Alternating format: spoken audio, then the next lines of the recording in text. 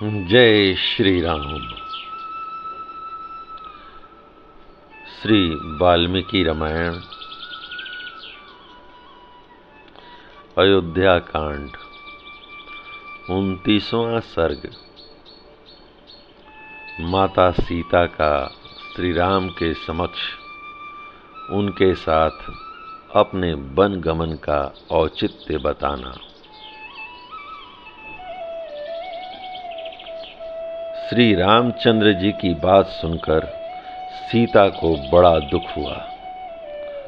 उनके मुख पर आंसुओं की धारा बह चली और वे धीरे धीरे इस प्रकार कहने लगीं, हे प्राणनाथ, आपके वन में रहने के जो जो दोष बताए हैं, आपने वन में रहने के जो जो दोष बताए हैं, वे सब आपका स्नेह पाकर मेरे लिए गुण रूप हो जाएंगे। इस बात को आप अच्छी तरह समझ लें। हे रघुनंदन, मृग, सिंह, हाथी, शेर, सरभ, चमरी, नीलगाय, गाय तथा अन्य जो जंगली जीव हैं, वे सब के सब आपका रूप देखकर भाग जाएंगे, क्योंकि ऐसा प्रभावशाली स्वरूप उन्होंने पहले कभी नहीं देखा होगा। आपसे तो सभी डरते हैं, फिर वे पशु क्यों नहीं डरेंगे। श्री राम, मुझे गुरुजनों की आज्ञा से निश्चय ही आपके साथ चलना है, क्योंकि आपका वियोग हो जाने पर मैं यहाँ अपने जीवन का परित्याग कर दूंगी। हे रघुनाथ जी, आपके समीप रहने पर देवताओं के राजा इंद्र भी बलपूर्वक मेरा तिरस्कार नहीं कर सकते। श्री राम, पतिव्रता स्त्री अपने पति से वियोग होने पर जीवित नहीं रह सकेगी, ऐसी बात आपने भी मुझे भली भांति दर्शाया है। हे महाप्राज्ञ, यद्यपि वन में दोष और दुख ही भरे हैं, तथापि अपने पिता के घर पर रहते समय मैं ब्राह्मणों के मुख से पहले यह बात सुन चुकी हूँ कि मुझे अवश्य ही वन में रहना पड़ेगा। यह बात मेरे जीवन में सत्य होकर रहेगी। महाबली वीर हस्तरेखा देखकर भविष्य की बातें जान लेने वाले ब्राह्मणों के मुख से अपने घर पर ऐसी बात सुनकर मैं सदा ही वनवास के लिए उत्साहित रहती हूँ। प्रियतम, ब्राह्मण से ज्ञात हुआ वन में रहने का आदेश एक न एक दिन मुझे पूरा करना ही पड़ेगा। यह किसी तरह पलट नहीं सकता। अतः मैं अपने स्वामी आपके साथ वन में अवश्य चलूंगी।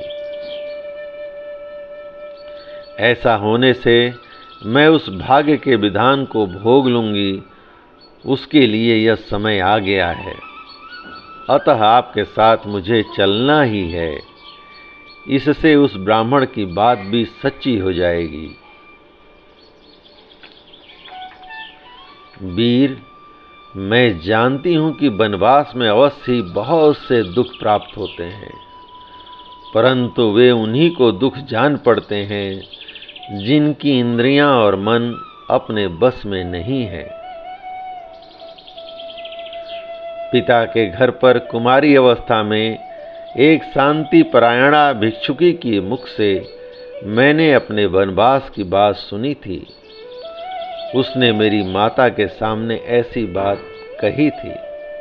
प्रभु, यहाँ आने पर भी मैंने पहले ही कई बार आपसे कुछ काल तक वन में रहने के लिए प्रार्थना किया था और आपको राजी भी कर लिया था। इससे आप निश्चित रूप से जान लें कि आपके साथ वन को चलना मुझे पहले से ही अभिष्ट है। रघुनंदन, आपका भला हो। मैं वहाँ चलने के लिए पहले से ही आपकी अनुमति प्राप्त कर चुकी हूँ। अपने सूरवीर वनवासी पति की सेवा करना मेरे लिए अधिक रुचिकर है। शुद्धात्मन, आप मेरे स्वामी हैं। आपके पीछे प्रेम भाव से वन में जाने पर मेरे पाप दूर हो जाएंगे, क्योंकि स्वामी ही स्त्री के लिए सबसे बड़ा देवता है। आपके अनुगमन से परलोक में भी मेरा कल्याण होगा और सदा आपके साथ मेरा संयोग बना रहेगा। इस विषय में यशस्वी ब्राह्मणों के मुख से एक पवित्र श्रुति सुनी जाती है, जो इस प्रकार है। महाबली वीर, इस लोक में पिता आदि के द्वारा जो कन्या जिस पुरुष को अपने धर्म के अनुसार जल से संकल्प करके दे दी जाती है, वह मरने के बाद परलोक में भी उसी की स्त्री होती है। मैं आपकी धर्म पत्नी हूँ, उत्तम व्रत का पालन करने वाली और पतिव्रता हूँ। फिर क्या कारण है कि आप मुझे यहाँ से अपने साथ ले चलना नहीं चाहते हैं? कुकस्य कुलभूषण, आपकी मैं भक्त हूँ, पतिव्रत्य का पालन करती हूँ, आपके बिछोह के भय से दीन हो रही हूँ तथा आपके सुख दुख में समान रूप से हाथ बटाने वाली हूँ। मुझे सुख मिले या दुख, मैं दोनों अवस्थाओं में सम रहूंगी, हर्ष या शोक के वशीभूत नहीं होंगी। अतः आप अवश्य ही मुझे साथ ले चलने की कृपा करें। यदि आप इस प्रकार दुख में पड़ी हुई मुझ सेविका को अपने साथ वन में ले जाना नहीं चाहते हैं, तो मैं मृत्यु के लिए विष खा लूंगी, आग में कूद पड़ूंगी अथवा जल में डूब मरूंगी। इस तरह अनेक प्रकार से सीता जी वन में जाने के लिए याचना कर रही थीं, तथापि महाबाहु श्री राम ने उन्हें अपने साथ निर्जन वन में ले जाने की अनुमति नहीं दी।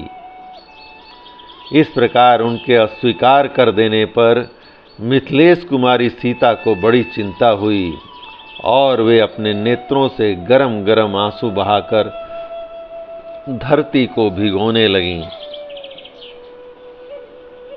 उस समय विदेह नंदिनी जानकी को चिंतित और कुपित देख मन को बस में रखने वाले श्री रामचंद्र जी ने उन्हें वनवास के विचार से निवृत्त करने के लिए भांति भांति बातें कहकर समझाया। जय राम जी की। इस प्रकार श्री वाल्मीकि निर्मित आर्ष रामायण आदि काव्य का अयोध्या कांड 29वां सर्ग प्रभु श्री राम की कृपा से पूर्ण हुआ। जय राम जी की। जय श्री राम। जय जय राम। जय जय राम।